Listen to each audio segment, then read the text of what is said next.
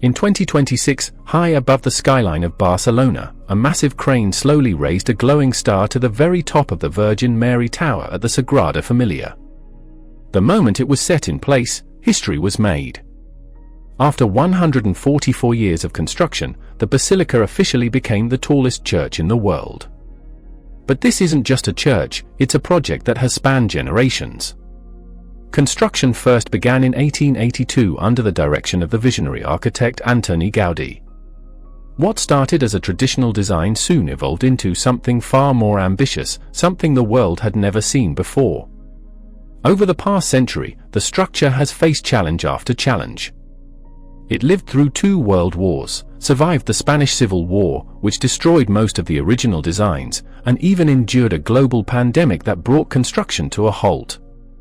So how did a project that nearly vanished so many times manage to survive and keep moving forward? The story begins in the late 1800s when a group of local Catholics in Barcelona came together with a vision to build a church funded entirely by public donations. At first, the plan followed a classic Gothic style. But everything changed in 1883 when a young architect named Gaudi stepped in. From that moment on, the project took a completely new direction. Gaudi turned the basilica into a bold architectural experiment. Inspired by nature, he designed columns that rise like tree trunks, ceilings shaped by natural curves, and towers that feel like towering rock formations. Instead of relying only on blueprints, he used detailed plaster models and even hanging chains to study how forces would move through the structure. By the time Gaudi passed away in 1926, less than a quarter of the church had been completed. What followed was a long and difficult journey. During the Civil War, Gaudi's workshop was destroyed, and many of his models were shattered. Future architects were left to piece together his vision from broken fragments. And yet, step by step, generation after generation, they rebuilt what was lost. That long, complex process is what makes the Sagrada Familia so unique. It's not just a building, it's one of the longest-running architectural projects in human history. And even in 2026, after more than a century, it's still rising, still moving closer to the finish line. The design of the Sagrada Familia stands in a league of its own. In most Gothic churches, strength comes from thick walls and external supports. But Antoni Gaudí had a completely different idea. He imagined a structure where all the weight flows through inner stone columns, just like trees carrying the load of a forest. The entire basilica is built around 18 towers, and each one has a special meaning. 12 smaller towers represent the apostles. 4 taller ones stand for the evangelists. Another tower honors the Virgin Mary. And rising above them all is the central tower, dedicated to Jesus Christ. Once completed, that central tower will reach around 172 meters, making it the tallest church in the world. But Gaudi made a thoughtful decision. He designed it to be slightly shorter than Montjuic Hill. He believed that nothing built by humans should ever rise higher than nature itself. Inside the church, everything feels different. The columns don't go straight up. Instead, they gently twist as they rise, then split into branches near the ceiling, almost like a living forest. This unique design allows the structure to hold itself up without massive walls, opening up a wide, bright space filled with natural light. Stone is the main material behind the entire structure. In the beginning, Gaudi used local stone, but over time those sources ran out. Today, similar types of stone are brought in from quarries across the world. Every single block is carefully chosen and tested to make sure it's strong enough to last for generations. These stones are not just used for walls and columns. Many of them are shaped for the most important part of the basilica, the central tower of Jesus Christ. This tower is where the entire design comes together. It's the highest and most symbolic point of the whole structure. When finished, it will stand about 172.5 meters tall. At the very top, a massive cross, around 17 meters high, will shine, covered in glass and ceramic to reflect light across the city. But building a stone tower that rises over 170 meters into the sky is an incredible challenge. To build something this tall and complex, engineers have to think about every detail, how the weight moves through the structure, how to reduce vibrations, and how the tower will handle strong winds high above the ground. Instead of building it the old way, stone by stone from the bottom up, the team behind the Sagrada Familia came up with a smarter approach. They divide the tower into large sections, build them in workshops, and then assemble them on site. Each section, or panel, is made from 16 precisely cut stone blocks. These pieces are shaped using advanced CNC machines to match the tower's smooth, curved design. Inside, hidden steel connections hold everything together, adding extra strength and stability. Once a panel is finished, it acts like its own structural unit, strong enough to carry weight and pass that force down to the levels below. 8 of these panels come together to create one full level of the tower. This system gives engineers something very important: control. Every piece is carefully checked in the workshop before it ever reaches the construction site. They measure everything, test how well the pieces fit, and make sure each panel can handle the loads it's designed for. Because most of the work happens in a controlled environment, it's much safer than building everything high in the air. It also speeds things up dramatically, making the process around 16 times faster than traditional methods. But once the panels are ready, the real challenge begins. Each one weighs between 7 and 10 tons. Lifting them into place requires powerful tower cranes and perfect coordination between the crane operator and the crew below. Even a slight swing in the air can throw everything off. That's why lifting only happens when the wind is calm and conditions are just right.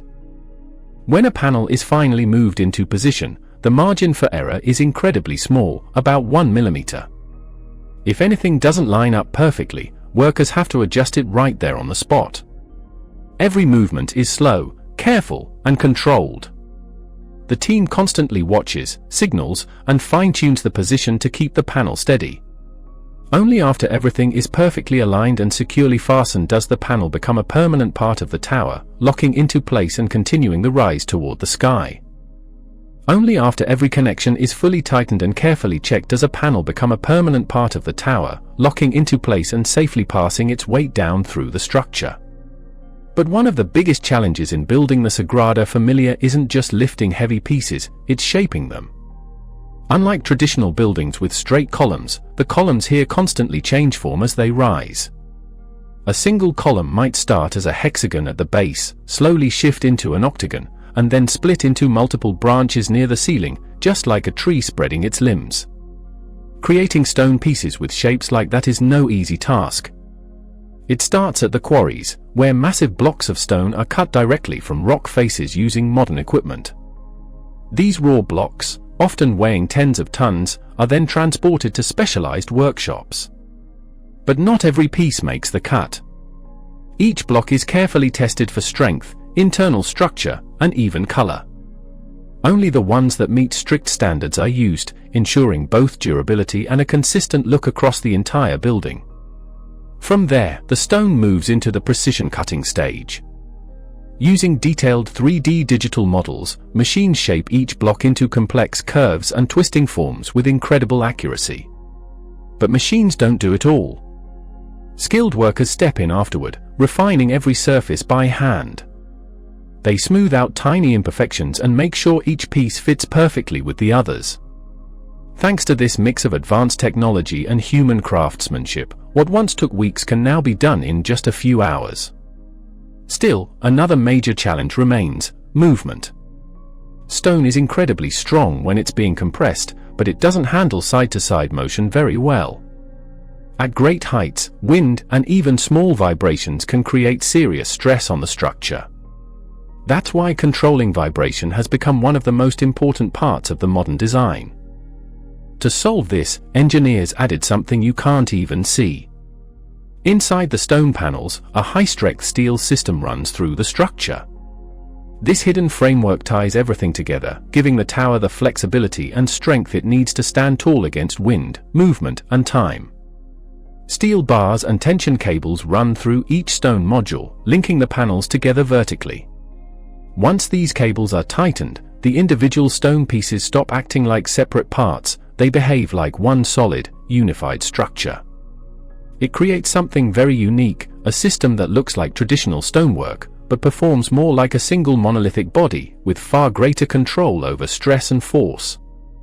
With this combination of stone and steel, the Sagrada Familia manages to keep its classic architectural beauty while gaining the strength of modern engineering. And once the structure is in place, something else takes over the entire experience: light. Stepping inside the basilica feels almost unreal, and that feeling comes mainly from how sunlight is used. The interior is wrapped in an enormous stained glass system, where light doesn't just enter the building, it becomes part of it. These windows aren't just decoration. They are carefully designed to guide how light moves through the space at different times of day. On the eastern side, cool tones of blue and green fill the space in the morning, creating a calm, soft glow. On the western side, warm reds and oranges take over in the evening, making the interior feel alive with shifting color. Because of this design, the light inside is never the same.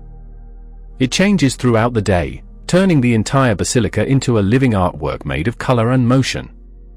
Even the shape of the windows is special. Instead of simple rectangles like most buildings, they are designed using curved mathematical forms, hyperbolas and parabolas. These shapes help scatter light more smoothly through the interior, while also reducing pressure on the stone walls. This means the walls can be thinner, yet still strong enough to support the massive structure above. As sunlight spreads through the stained glass, another powerful structure slowly comes into view: the forest of columns. There are 56 massive columns running along the basilica, holding up the vaults and towers above. Each one is designed based on the amount of weight it needs to carry, using different types of stone for different loads. Smaller columns are made from lighter materials, while the strongest central columns are built from deep red granite sourced from Iran, one of the toughest stones used in architecture. A single one of these central columns can carry up to 6,000 tons of weight from above.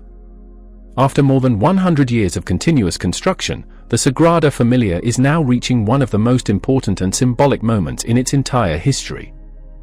On February 20, 2026, the final piece of the 17-meter cross will be lifted into place at the top of the Christ Tower, marking the completion of the highest point of the Sagrada Familia. At a height of 172.5 meters, the basilica will officially take its place as the tallest church in the world. According to current plans, 2026 will mark the completion of the central tower. The remaining parts of the building will continue to progress, with the full structural system, including all 18 towers and vaults, expected to be finished around 2033.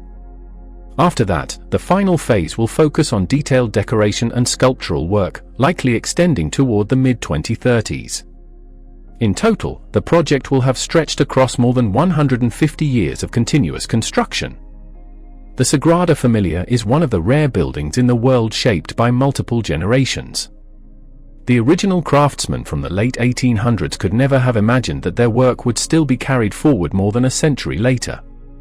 From Antoni Gaudi's plaster models to today's advanced computer simulations and CNC machines capable of cutting stone with extreme precision, every era has left its own mark on the project. When the final stone is placed around 2035, the basilica will finally shift from an endless construction site into a completed masterpiece. The cranes will come down, the scaffolding will disappear, and the world will finally see Gaudi's full vision realized as he once imagined it. But even then, one question remains. Was it truly worth more than 150 years of waiting?